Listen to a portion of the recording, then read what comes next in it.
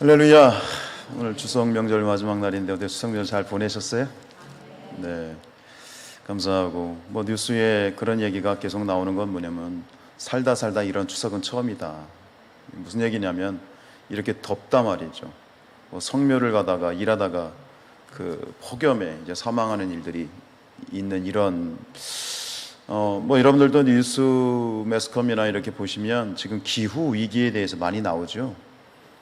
근데 이게 지금 우리가 현실적으로 느끼고 있잖아요. 이제 이게 장난이 아니다. 굉장히 큰 위기가 지금 이 지구, 우리나라 한 나라나 일부분이 아니라 이 지구라고 하는 이 행성 가운데 지금 일어나고 있는데 어떤 일이 더 일어날지 참 마음이 또 많이 답답하기도 하지만 한편으로는 이 모든 것은 하나님의 뜻 가운데 있는 것이다 라는 것을 우리 신앙의 눈으로 분석을 하면서 눈이 열려지고 또 하나님이 우리에게 말씀하시는 그런 시대를 분별할 수 있는 그런 눈이 열려지길 축복합니다. 그리고 그 가운데 하나님이 무엇을 원하시느냐, 우리가 깨어 기도하기를 원하시겠죠. 우리가 깨어서도 하나님께 집중하는, 또 함께 기도하는, 또 그런 정말 현실적인 이 필요성이 피부에 와닿습니다. 어쨌든 간 오늘을 하나님 우리에게 허락해 주시고 선물로 주시고 또 명절 또 즐겁고 기쁜 시간들을 허락하여 주신 하나님께 영광을 올려드리면서 오늘도 이렇게 명절 끝날 잊지 않고 수요예배 가운데 나오신 모든 분들에게 또 하나님의 큰 은혜가 함께 하시길 축복합니다. 우리 11절 읽지요. 그 후에 예수께서 나인이라 성으로 가실새 제자와 많은 무리가 동행하더니 그 후에 그랬습니다. 그럼 그 후이란 말은 앞에 어떤 사건이 있었다는 얘기죠. 앞에 1절로 10절에서 있었던 사건 기억나세요? 예수님께서 백부장의 종을 이제 중풍병에서 치유하신 사건.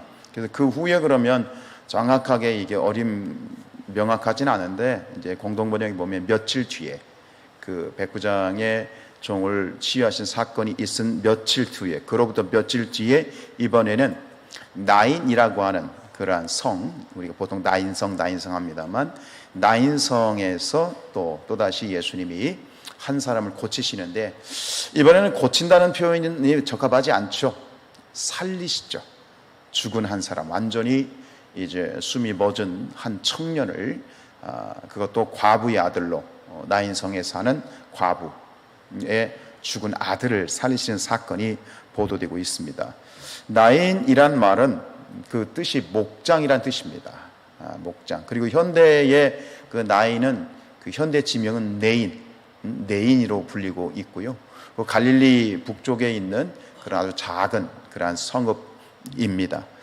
여기서 예수님께서는 이 죽은 과부의 아들을 다시 살려주시는데 예수님이 3년 동안 공생애를 하시면서 죽은 사람을 살리신 게 이번만은 아니죠. 몇 사람을 살리신지 혹시 가늠이 되세요? 예수님은 3사람을 살리셨어요. 누구예요? 첫 번째 나사로, 베다니에 있는 나사로. 또 하나는 이제 8장에 나오나요? 8장 끝에 나오나요? 8장 끝에 나옵니다. 8장 끝에 나오는 야이로의 딸. 역시 야이로의 딸도 죽었죠. 그러니까 야이로의 딸. 그러니까 첫 번째는 야이로의 딸을 살리셨고, 두 번째는 베다니의 나사로, 예수님의 친구였던 나사로, 세 번째는 오늘 이 과부, 나인성의 과부 셋을 살리신 것이 공생이 예수님의 하신 일인데요. 결국은 예수님이 죽은 사람을 살리신다. 우리는 굉장히 본문을 무덤덤하게 읽었지만 이것은 정말 기가 막힌 일이죠. 어떻게 죽은 사람을 어떻게 살릴 수가 있겠습니까? 그렇죠? 결국은 이 죽은 사람을 살리사 3번씩이나 예수님이 결국 본인도 결국은 부활하셨지만 결국은 이 사건을 통해서 우리에게 주는 메시지는 정확합니다. 하나님은 생과 사의 주관자이시다. 살고 죽는 것은, 그리고 이걸 좀 더 확대해서 얘기하면 생사화복, 사는 것이나 죽는 것, 우리가 잘 되는 것이나 혹은 일이 안 되는 것조차도 하나님의 섭니다. 하나님의 주권이다라고 하는 것과, 두 번째는 예수께서는 모든 성도들을 생명의 부활로 이끄시는 분이다 라고 하는 이 메시지는 더 이상의 해석이 필요 없는 그런 불변의 진리입니다. 그래서 예수님께서 요한복음 11장에서 이렇게 말씀하셨죠. 예수께서 이르시되 나는 부활이요 생명이니 나를 믿는 자는 죽어도 살겠고 살아서 나를 믿는 자는 영원히 죽지 아니하리라. 여러분, 우리는 이거를 요한계시록에서는 뭐라고 말하냐면 첫째 부활이라고 말하고 있어요. 첫째 부활이 뭐냐면 예수를 믿음으로 말미암아 거듭난 것. 여러분, 우리는 이미 첫째 부활을 소유한 자들이에요. 아멘입니까? 둘째 부활은 언제? 예수님의 재림 때에. 그 둘째 부활은 이제 영생으로, 영원한 생명으로 들어가는 완전한 부활이고요. 첫째 부활은 불완전한 부활이에요. 불완전하다는 얘기는 뭐냐면 결국은 예수님의 재림을 통해서 완성될 것이기 때문에. 그러나 여러분, 우리 그리스도인으로서 살아갈 때 분명히 기억하실 건 뭐냐면 나는 첫째 부활을 소유한 자다. 나는 영생을 가진 자다. 라고 하는 분명한 그러한 자기 정체성을 가지고 살아가야 되겠습니다. 자, 오늘 예수님께서 이 나인이란 성으로 가버나움에서 있었던 사건이잖아요. 백부장의 종 가버나움에서 이제 이 나인으로 옮겨 오시게 되는데, 나인 성에 가까이 이렇게 그 나인 성으로 가실 때에 이번에는 그 표현이 예수님이 가시는데 많은 사람들이 예수님을 따랐다라고 돼 있어요. 소위 말하면, 요즘 말로 말하면 예수님은 그 시대의 인싸였어. 인싸가 뭔지 혹시 모르시나요? 우리 성산교회 성도는 다 아실 줄로 믿습니다. 모르시면 3일 동안 회개하시고 인싸, 한마디로 그러니까 인기 머리를 하는, 그러니까 어디 가나 사람들이 다 이렇게 몰려 예수님께, 워낙 뭐 예수님 그럴 수밖에 없지요. 화제의 중심이셨으니까. 그래서 예수님이 그렇게 다니는 곳마다 많은 사람이 예수님을 따랐는데, 근데 이 표현을 보면 우리가 좀 집중해야 될 부분이 있어요. 11절을 다시 한번 읽어보죠. 그 후에 예수께서 나인이라는 성으로 가실새 제자와 많은 무리가 동행했다. 즉 예수님을 따르던, 예수님이 어디 가시든 예수님을 따라다녔던 사람들의 이 부류를 나누고 있어요. 그냥 많은 사람들이 따랐다, 혹은 많은 제자들이 따랐다, 이렇게 표현할 수 있는데 여기서 구분을 하죠. 누구와 누구가? 제자와 무리, 군중, 크라우드, 제자와 군중이 구분이 돼서 이렇게 표현이 되는데, 여러분들이 이 복음서를 읽다 보면 이런 표현이 자주 등장합니다. 예수님을 따르는 자들, 제자가 있고 그냥 무리가 있다라고 하는 거예요. 무리는 누구냐? 무리는 자기가 그냥 원해서 아무 때나 따라다니는 사람들이에요. 근데 제자는 어떤 존재들이죠? 기본적으로 제자는 예수님의 부름을 받은 자들이에요. 그러니까 무리와 제자의 차이는 예수님의 부름에 있어요. 예수님이 직접 가셔서 베드로나 그런 어떤 이 마태나 가서 부르셨잖아요. 가서 예수님께서 그 제자들을 콜링을 하셨고, 그 제자들은 그 예수님의 콜링에 아멘하고 따랐는데, 또 한 가지 차이는 뭐냐면 이 무리들은 자기가 그냥 가고 싶을 때, 자기가 원할 때 그냥 찾아가고 예수님을 따르는 무리들, 그 사람들이지만, 제자들은 어떻게 해요? 동거동락하는 사람들. 예수님이 어디 가시든 예수님과 함께, 그죠? 함께 먹고 함께 자고, 그죠? 이런 사람들이 바로 제자들이었어요. 그리고 원어적으로 보면 우리 이제 한글 성경에는 그렇게 번역이 안 돼 있지만, 이 제자 앞에 형용사가 붙어 있는데, 그게 뭐냐면 수식어가 붙어 있는데, 그게 뭐냐면 그의 제자라고 돼 있어요. 그의 제자라는 건 누구의 제자? 예수님의 제자. 그의 제자라는 건 소속이에요. 이 제자들은 누구에게 소속되었다? 예수에게 속한 사람들이다 라고 되어 있는데, 무리는 그 말이 없고 뭐라고 되어 있어요? 그냥 많다. 이게 많다란 특별하지 않다, 그냥 일반적이다 라고 하는 그런 의미가 있네요. 그러니까 이 제자들은 그 표현 속에, 어원 속에 분명히 예수님께 속해 있는 자들, 예수님께 소속된 자들이라는 그런 구분점이 여기에서 있는 것이지요. 결국은 이 무리와 구분되어지는 결정적인 차이는 뭐냐? 바로 헌신입니다. 제자는 주님 앞에 부름을 받아서 그의 삶을, 이제부터는 제가 주님을 위해 헌신하겠습니다. 주님이 룻이 했던 얘기하고 똑같아요. 여러분 그 룻 아시죠? 룻 룻이 어머니가 야 모압 여인인 룻에게 너 뭐 남편도 없고 다 죽었으니까 너 네 고향으로 나라로 가서 새 출발해라. 그때 룻이 놀라운 고백을 하죠. 뭐라고 말합니까? 어머니의 하나님이 나의 하나님이 되고 어머니가 가시는 곳에 나도 가겠습니다. 그래서 오카노 목사님이 제자도를 이야기할 때 드는 성경이 바로 그 룻기예요. 룻의 고백이 뭐냐? 그게 제자의 고백이야. 주님이 가시는 곳에 나도 가고 주님 머무르신 곳에 나도 머물고 그곳이 아골골짝 빈들이라 할지라도 어느 곳이든 나는 주님을 따르겠습니다라는 헌신, 위탁, 그것을 선언한 사람들이 제자들이죠. 그래서 예수님이 분명히 말씀하셨죠. 너희가 나를 따르려거든. 따른다는 것은 그냥 무리처럼 군중처럼 자기가 따라다니고 싶을 때만 따라다니는, 찾고 싶을 때만 찾는 것이 아니라 이제는 예수님께 속한 자로서 헌신되어지는 그 제자들에게 너희가 나를 따르려거든, 너희가 나의 제자가 되려 하려거든 무엇이죠? 자기 자신을 부인하고 자기 자신을 부인한다 라고 하는 헌신을 요구하셨죠. 여러분, 우리 교회는, 건강한 교회는 단순한 무리가 모여있는, 군중이 모여있는 공동체가 아니라 제자의 공동체가 되어야 됩니다. 우리 성산교회를 위해서 장로님 교회를 위해서 많이 기도하셨는데, 우리가 우리 스스로를 돌아볼 때 내 스스로가 하나님 앞에 제자가 돼야 돼. 이거 봐, 또 제자가 되라니까 아멘도 안 하잖아. 여러분, 우리 성산교회가, 우리 모든 이들이 주님 앞에 헌신된 제자로, 아멘?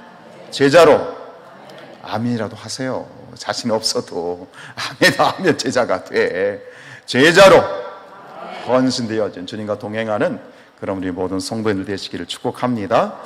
자, 서론이었고요. 12절 읽죠. 시작. 성문에 가까이 이르실 때에 사람들이 한 죽은 자를 메고 나오니 이는 한 어머니의 독자요 그의 어머니는 과부라. 그 성에 많은 사람도 그와 함께 나오거늘. 예수님께서 그 예수님을 따르는 그러한 이 군중들과 함께, 제자들과 함께 일행들이 그 나인성의 성문 가까이 갔을 때 막 저 성문에서 한 무리가 나오는 거예요. 성문에 가까이 갔을 때 성문을 박차고 나오는 한 무리, 상여를 메고 지금 장지로 운구 행렬이 막 나오는, 거기서 예수님과 그 예수님의 일행과 그 과부의 일행이 마주쳤죠. 자, 여기서 역사적인 만남이 시작이 됩니다. 마치 이것은 어쩌다가 우연히 마주친 것처럼 묘사되어 있죠. 굉장히 극적으로 우연히 어쩌다 마주친 그대처럼 되어 있긴 합니다만, 그러나 이것은 우연한 만남은 절대 아닌 것이죠. 우리 그리스도인의 삶에는 우연은 없어요. 하나님의 섭리가 있는 것이죠. 아무리 우리가 우연처럼 보여도, 정말 기가 막힌 우연처럼 보여도 그 속에는 반드시 하나님의 계획과 하나님의 섭리가 있는 것이죠. 어느 날 아침에 룻이 먹을 것이 없어서 이삭 죽게 하려고 밭에 가서 이삭을 주스러 가는데 그 밭이 누구의 밭이었어? 보아스의 밭이었어. 그냥 우연히, 어찌 그냥 하나 내 눈에 보이는, 그냥 눈에 보이는 밭에 갔는데 그곳에서 그 밭이 보아스의 밭이었고 그곳에 보아스를 만난 것이 우연인 것 같죠. 우연입니까? 아닙니까? 아니죠. 예수님의 조상이 되는 거잖아요. 여러분, 절대 우연은 없어요. 하나님의 섭리가 있는 줄로 믿습니다. 그 우연 안에, 그 우연을 가장한 섭리 안에서 오늘 하나님이 계획하신 것은 무엇인가? 여러분, 과부, 요즘이야 과부의 마음 과부만 안다라고 하지만, 요즘도 혼자 산다는 건 그렇게 녹록한 문제만은 아니겠지만, 여러분 아시는 것처럼 이 시대의 과부는 가장 가난하고 가장 인정받지 못하는 사회의 지극히 아웃사이더의 그러한 신분이 바로 고아와 과부예요. 고아와 과부예요. 정말 하루 벌어 하루 먹을 수밖에 없는, 정말 이 세상에 한데 내가 내몰려진 그런 인생, 바로 그것이 고아와 과부였는데, 남편 없이 사는데 그나마 아들이 하나 있어서 아들 하나 의지하면서 알콩달콩 서로 의지하면서 살았어. 근데 어느 날 이 아들이, 이유는 나와 있지 않지만 갑자기 급사를 한 거죠. 죽었죠? 그 기분은 어땠을까요? 아마 저는 모르겠습니다만 혹시 이 중에 미리 자녀를 잃어버린 분이 계시다면 그 마음 100번 1000번 이해가 되실 거라 생각합니다. 생각해 보면 정말 얼마나 마음이 힘들고 어려웠겠어요. 근데 그 아들의 이제 장례를 따라 나선 그 과부의 마음은 얼마나 힘들고 얼마나 아팠겠냐 말이에요. 근데 바로 그 순간에 모든 것은 희망도 없고 뭐 살고 싶은 욕심도 없고 이제는 그냥 될 때려더라. 그냥 내 장례식 마치면 나도 갑자기 죽을랜다. 뭐 어떤 정말 지극히 절망과 고통과 이제 그 고통마저도 정말 어떻게 감당할 수 없는 그런 과부, 그런 상황 가운데 있을 때 그곳에서 그 과부는 누구를 만나죠? 예수를 만나죠.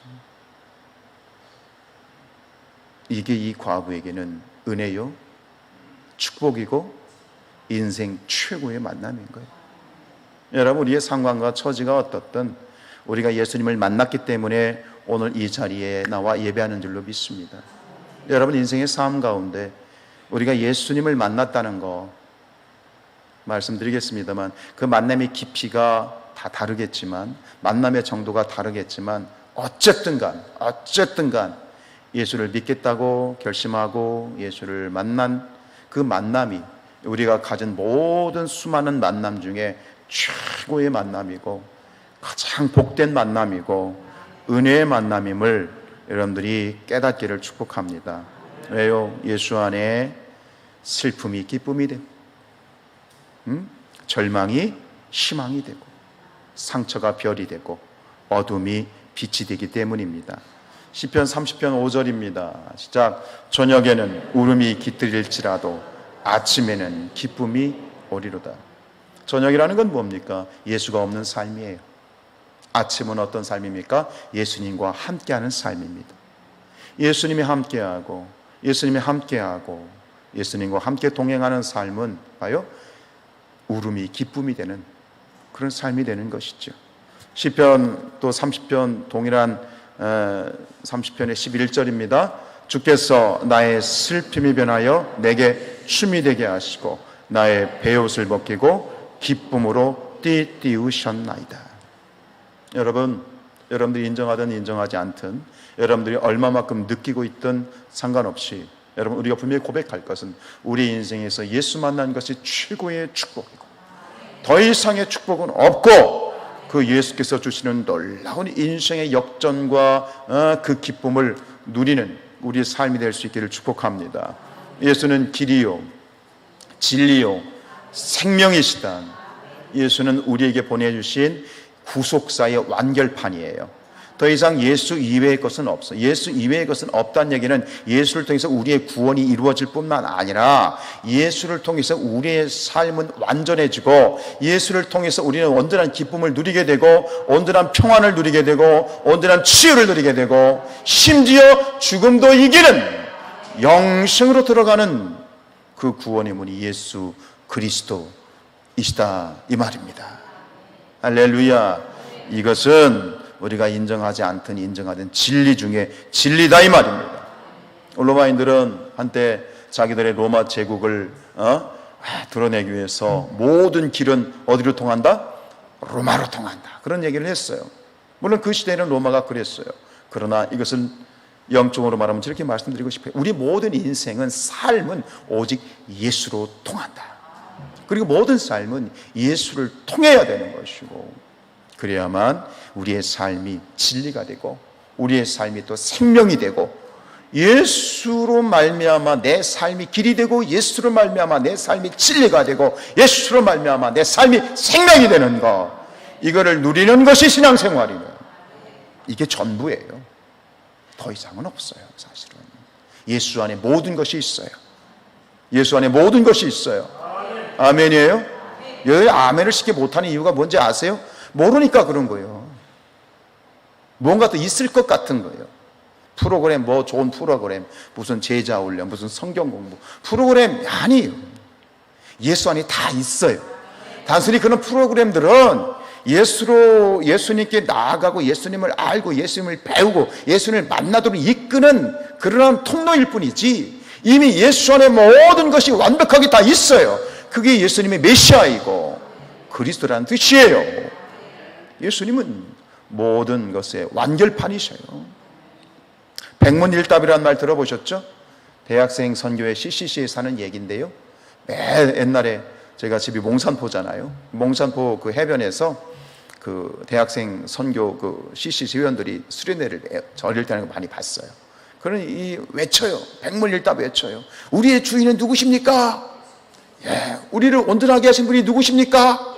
우리를 치료하신 분이 누구십니까? 모든 질문을 해도 답은 하나야. 수능이 이랬으면 얼마나 좋겠어, 그렇지? 시험이지.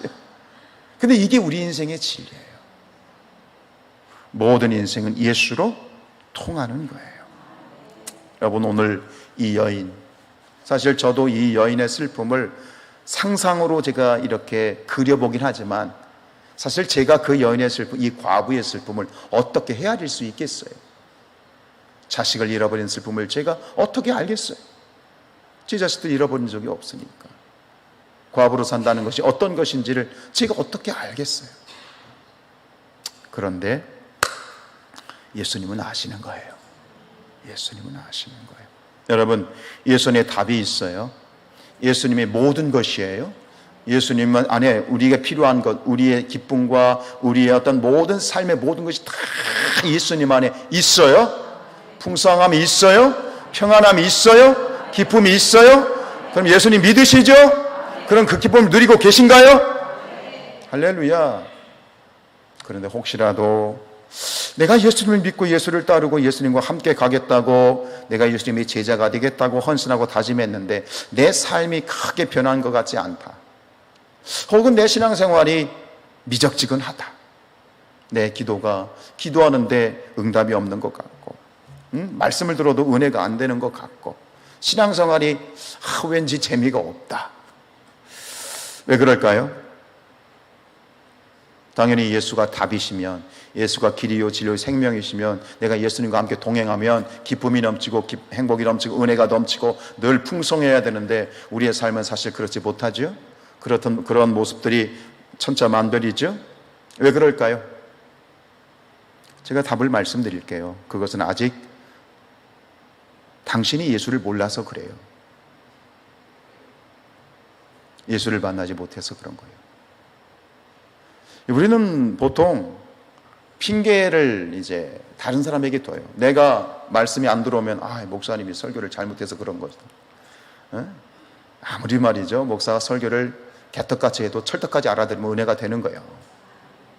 여러분, 내가 은혜를 못 받고 내 신앙생활이 미적지근하고 내 신앙생활이 재미가 없는 것이, 우리는 인간은 타락한 본성은 뭐냐면 그 이유를 바깥에, 누구 때문에 바깥에서 원인을 찾으려고 그래요. 아니에요. 원인은 내 안에 있는 거야. 문제는 나한테 있는 거야. 인정하기 싫으세요? 근데 그 문제가 뭐냐? 내 신앙에 풍성함이 없이, 기쁨이 없이, 자유함이 없이, 그런 이유가 뭐냐? 나는 법 없이도 사는 사람인데, 나는 뭐 특별한 죄도 안 짓고 말씀대로 순종하며 사는 사람인데 뭐가 문제냐는 거예요. 그 문제는 이거예요. 내가 예수를 만나지 못한 거예요. 제대로. 만나긴 만났지. 근데 수박 겉핥기식으로 만난 거고, 지금도 예수를 만난다고 하지만, 예수님을 내가 부른다고 하지만 온전히 예수님을 전심으로 찾지 않고 예수님을 전심으로 만나지 못했기 때문이에요. 이해가 되세요? 문제는 예수에게 있는 거예요. 문제는 예수에게 있는 것이 아니라 그 예수님을 내가 온전히 못 만난 거고요. 예수님을 아직 모르는 거예요. 예수는 답이에요. 예수는 진리예요. 그럼 그 예수가 나한테 있으면 나도 그런 삶을 살아야 되잖아요. 왜 못 살아? 내가 예수를 모르는 거예요. 아멘입니까? 내가 예수님을 제대로 만나지 못한 거예요. 예수님은 여전히 문 밖에 서 계신 거예요. 그리고 나는 스스로 내가 예수님을 믿는다고, 예수님을 만났다고 착각하는 거예요. 아니면 어떤 면에 있어서 보면 예수님이 내 안에 들어오시는 게 싫은 거예요. 왜? 예수님이 들어와서 내 마음을 주관하시기 싫은 거예요. 난 내 마음대로 하고 싶은데, 내 뜻대로 하고 싶은데, 내 생각대로 하고 싶은데, 예수님이 들어오시면 내 뜻대로 할 수 없거든. 이걸 느껴보니까 예수님을 슬그머니 문 밖에다가 세워놓고 예수님은 적당히 거기 계세요. 그냥 서로 대화만 합시다. 이 정도에서 선을 딱 그어놓고 예수쟁이로 사는 거예요. 예수님이 들어오시면 그때부터는 내 인생이 흔들리거든요. 감기 기운만 바이러스 하나 들어가도 내 몸이 요동치는데 예수, 하나님의 아들이신 예수님 내 안에 온전히 들어오시면 내 인생은 이게 근본이 흔들리거든요. 근데 그게 싫은 거예요. 아세요? 그게 싫은 거예요. 내 인생을 내 뜻대로 하고 싶은 거예요. 적당히 맛을 보니까 예수님이 막 들어오셔가지고 나를 막 좌지우지하시면 내가 힘들 것 같으니까 적당히 선을 그어놓는 거예요. 이것은 초신자들의 문제가 아니라 중직자들의 문제예요. 목사도 마찬가지예요. 신앙생활 오래 한 사람은 이걸 알아. 적당히 선 그어놓고 신앙생활이 뭔지를 알아.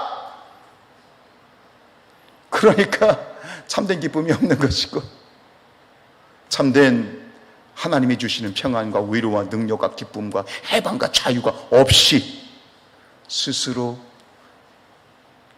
자기를 그렇게 만드는 거예요. 사랑하는 여러분들이요, 저 자신에게도 도전을 하고 여러분에게도 도전을 드리는데, 예수님을 만나실 때 제대로 만나셨으면 좋겠어요. 예수님을 내 주인으로 모셨으면 그냥 예수님을 나의 모든 것으로 삼고 그렇게 순종했으면 좋겠어요.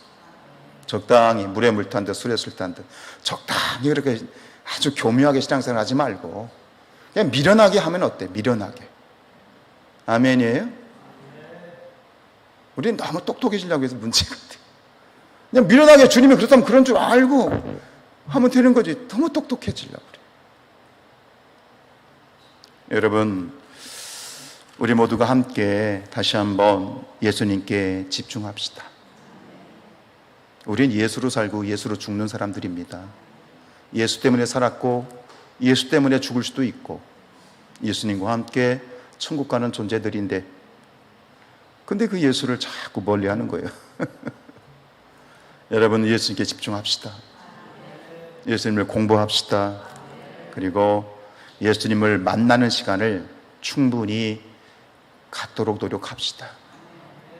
말씀을 통해서, 기도를 통해서, 묵상을 통해서. 그런데 참 예수님과 함께 죽었다고 하는 내가 부활했잖아. 예수가 부활해야 되는데 누가 부활했어? 옛날에 내가 부활해가지고 시끄럽게 살아 움직이잖아. 그러니까 교회가 시끄럽고 교회가 문제가 생기는 거예요. 내 신앙생활에 문제가 생기기 시작하는 거. 그러니까 사도 바울이 오죽했으면 그렇겠어? 나는 날마다 죽노라 그랬겠어? 나라고 하는 이 자아라는 게 얼마나 깨뜨리기 힘든지 아세요? 지금도 마찬가지예요. 자아가 시퍼렇게 살아있는 분들은 힘들어요. 목사도 힘들고 평신들도 힘들어요. 물론 나 자신도 마찬가지고. 예수를 온전히 만나고, 예수님을 온전히 만나고 예수님과 하나 되어지는 그런 멋진 그리스도인 될 수 있길 축복합니다. 이게 만남이죠. 이게 과연 나 인생의 과부가 예수님을 만났잖아요. 그 예수님을 통해서 그의 인생이 절망에서 완전히 다시 생명으로, 희망으로 갔잖아요. 13절입니다. 주께서 과부를 보시고 불쌍히 여기사 울지 말라 하시고. 여보세요. 이 성경에 보면 예수께서 불쌍히 여기셨다라는 말이 많이 등장하는데요. 여기서 불쌍히 여기셨다라는 말의 어원적인 뜻이 뭐냐면 창자가 뒤틀린다는 뜻이에요. 그러니까 이게 말이죠, 그 내일도 아닌데 그 과부의 지금 슬픔을 지금 이 예수님은 당신의 창자가 뒤틀릴 정도로 그렇게 함께 아파하시는 거예요. 가슴이 뼛속까지 점여오는 그 고통을 예수님이 그 과부의 고통을 통감하고 계시고 그 과부의 마음을 공감하고 계신 거예요. 예수님은 그러실 수 있는 분이에요. 전 여기서 예수님이 행하셨던 수많은 표적과 기적의 원천, 동기, 원동력이 여기 있다고 생각해요. 예수님은 하나님의 아들이시니까, 하나님은 신이시니까, 예수님은 신이시니까, 예수님은 신적인 능력이 있으니까 이 기적을 행하시는 건 너무나도 당연한 것이다 라고 말할 수도 있겠지요. 틀린 말은 아닙니다만, 예수님께서 이처럼 죽은 사람을 살리시고 말이죠, 귀신을 쫓아내시고 병자들을 고치셨던 그 원동력과 출발점이 뭐냐면, 그것은 통감과 공감, 즉 우리를 사랑하심에 있었다 라고 하는 거예요. 우리를 사랑하심에 있었다. 사람에 대한 애끓는 사랑. 그래서 마가복음에도, 성경에도 여기저기 많이 나오잖아요. 마가복음 6장 34절 시작. 예수께서 나오사 큰 무리를 보시고 그 목자 없는 양 같음으로 인하여 불쌍히 여기사 이에 여러 가지로 가르치시더라. 불쌍히 여기시더라. 그 다음 요한복음 11장 35절. 예수께서 눈물을 흘리시더라. 여러분, 예수님께서 흘리시는 눈물은 지금 이 나인성 과부를 보시고 목자 없는 양 같은 그 시대의 사람들을 보시면서 눈물을 흘리시는 것이 아니라, 오늘 우리를 보시면서, 나를 보시면서도 예수님은 여전히 눈물을 흘리고 계시다 라는 사실을 여러분들이 깨닫기를 원합니다. 세상에는 참 가짜 눈물이 많아요. 위선적이고 가식적인 눈물, 아주 형식적이고 접대적인 호의. 우리는 그런 것에 익숙하지요. 가면을 쓰는데 익숙해요. 그걸 소위, 저는 제 감정이 가끔 이 전광판처럼 바깥에 표시나는 게 저희 큰 단점 중에 하나거든요. 요즘 시대 사람들은 이 얼굴에 철판을 깔아야 된다고 그러잖아요. 속마음을 들키지 말아야 된다. 그것이 처세술이라고 얘기하기도 하는데, 그러다 보니까 가식적이고 위선적인 호의나 눈물이 참 많습니다. 근데 이렇게 시간을 좀 갖다 보면 알죠. 그게 가짜인 것을 아는데. 근데 그런 사람들 가운데에서도 정말 그 어둠 가운데 빛 같은 존재가 뭐냐면, 진실로 나의 슬픔에 가슴 아리를 해주는 사람을 발견할 때 참 살맛이 날 때가 있습니다. 저 사람은 정말 나를 위해 슬퍼해주고 있구나. 저 사람은 내가 무엇을 힘들어하고 있는지 다 이해를 하고 있구나. 그런 사람을 하나 발견하면 참 인생 살맛이 나더라고요. 목사인 저도 그런데 우리가 오죽하겠습니까?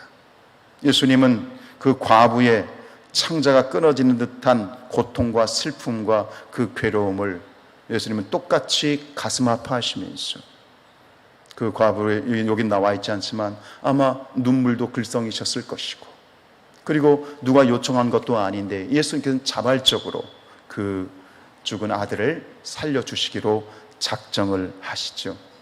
전 여기서 그런 깨달음을 주셨어요. 우리도 마찬가지다.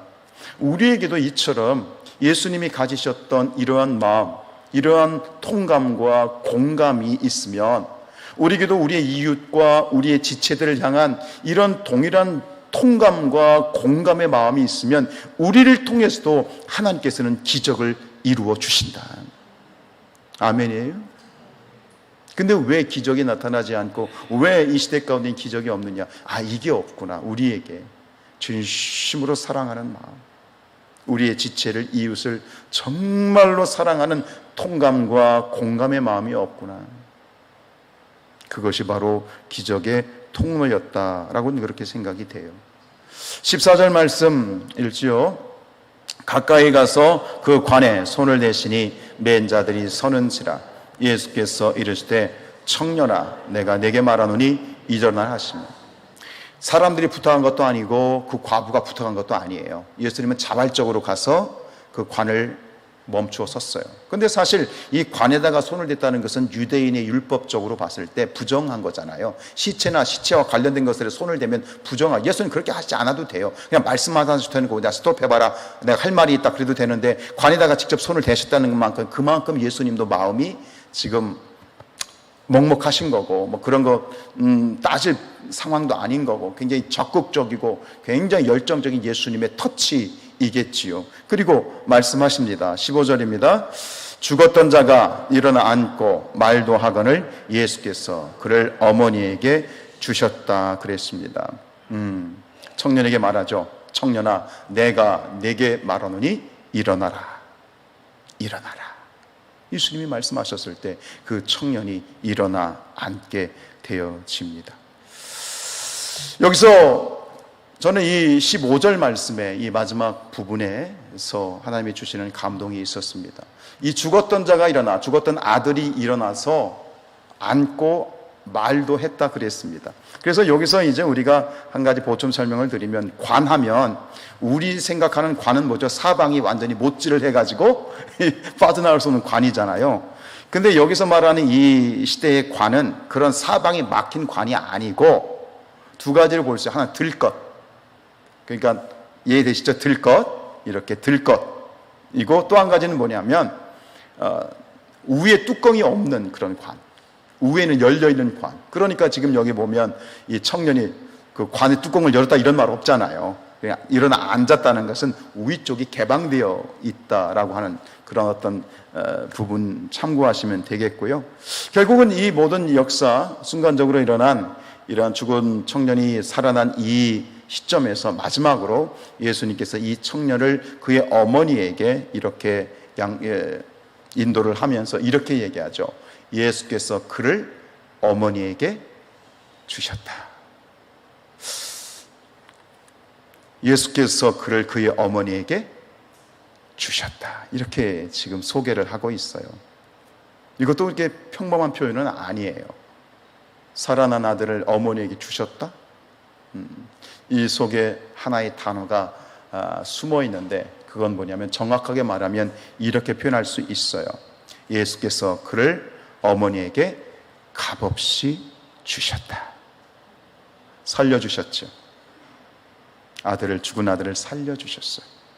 근데 그것을, 그 생명을 주신 것에 대해 대가를 바라시거나 값을 요구한 것이 아니라 값없이 주셨어요. 이게 뭡니까? 은혜지요. 은혜입니다. 모든 것이 은혜입니다. 여러분, 이사야서 55장 1절 말씀 읽지요. 오호라 너희 모든 목마른 자들아 물로 나오라. 돈 없는 자도 오라. 너희는 와서 사 먹되 돈 없이 값없이 와서 포도주와 젖을 사라.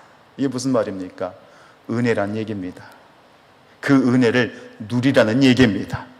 돈이 없어도 괜찮아, 못 배워도 괜찮아, 가진 거 없어도 괜찮아, 못나도 괜찮아. 그냥 값없이, 값없이, 돈 없이 다 누려라. 이게 신앙이에요. 아멘. 또 한 구절 볼까요? 계시록 21장 6절. 또 내게 말씀하시되 이루었도다. 나는 알파와 오메가요 처음과 마지막이라. 내가 생명수 샘물을 목마른 자에게 값없이 주었다. 값없이 주셨다. 은혜입니다. 전 여기서 이 말씀을 묵상할 때 하나님께서 제 마음에 주신 건 뭐냐면 바로 예수 그리스도의 몸된 공동체인 우리 교회가 이런 곳이 되어야 됩니다. 교회는 서로가 서로를 지적질하고 비난하고 따지고 하는 공동체가 아니에요. 교회는 은혜의 공동체예요. 그게 예수의 공동체고 그게 천국의 공동체예요. 제가 주일날 말씀드렸죠. 교회 4단계. 그렇죠? 사명중심교회와 그 다음에 목회적 교회, 현상유지적 교회, 박물관 교회 이렇게 점점점 변해갈 때 고착화되는 현상이 뭐냐면 따지기 시작하는 거예요. 절차를 따지고 순서를 따지고 목사님 이거 이렇게 해야 되는 거 아닙니까? 따지기 시작하는 거예요. 누군가는 성령의 감동에 따라서 그것을 추진하려고 할 때 따지기 시작하는 거예요. 그럼 그때부터 이제 교회는 정체되기 시작하는 거죠. 근데 본인은 몰라요. 따지기 시작한 사람은 몰라요. 본인이 무슨 짓을 하는지를 몰라요. 깨어있지 못하기 때문이지요. 여러분, 우리 교회가 예수 그리스도의 몸된 교회 공동체는 결국 뭐냐? 바로 은혜로, 값없이, 그렇죠?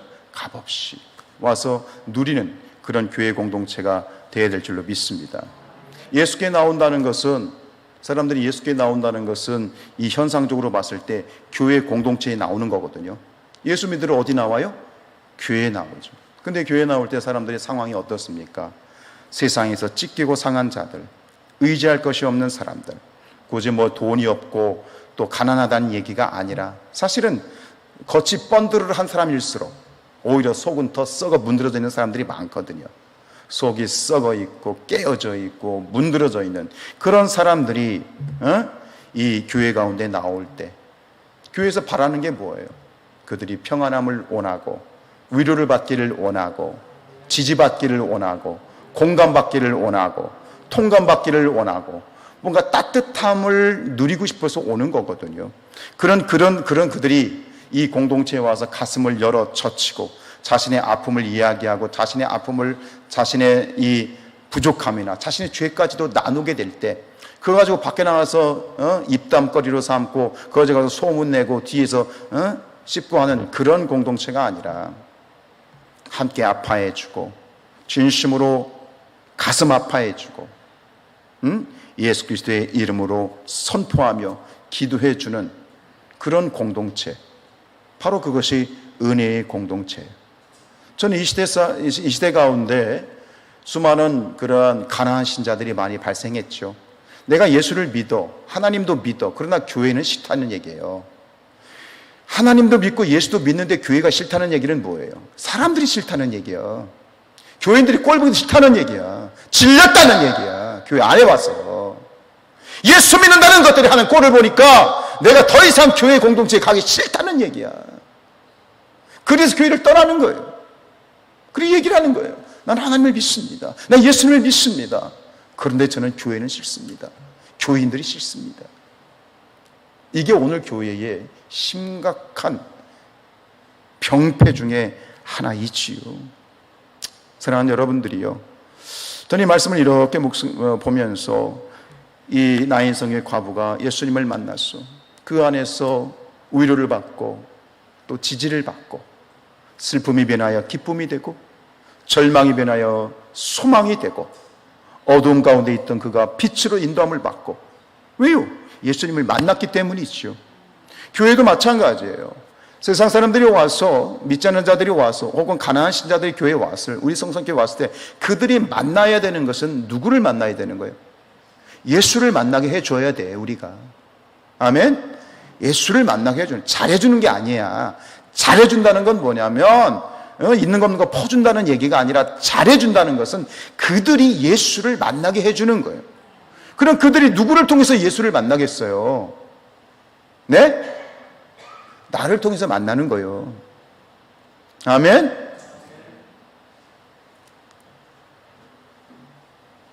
나를 통해서 예수를 만나는 거예요. 성경에 분명히 예수님이 경고를 하셨죠. 형제를 실족해 하는 자는 그 발에다가 맷돌을 달아서 빠져 죽는 게 낫다. 우리 형제를 실족하게 하고 우리 주변에 있는, 우리와 함께하는 공동체 안에 있는 그런 지체들에 대해서 함부로 해. 그게 얼마나 예수님 앞에 심각한 범죄인지를 깨닫지를 못하는 거예요. 여러분, 우리 성산교회가 지난 백부장의 이야기도 또 같은 또 흐름으로 가는 건 뭐냐면, 우리 성산교회가 예수의 공동체가 되기를 축복합니다.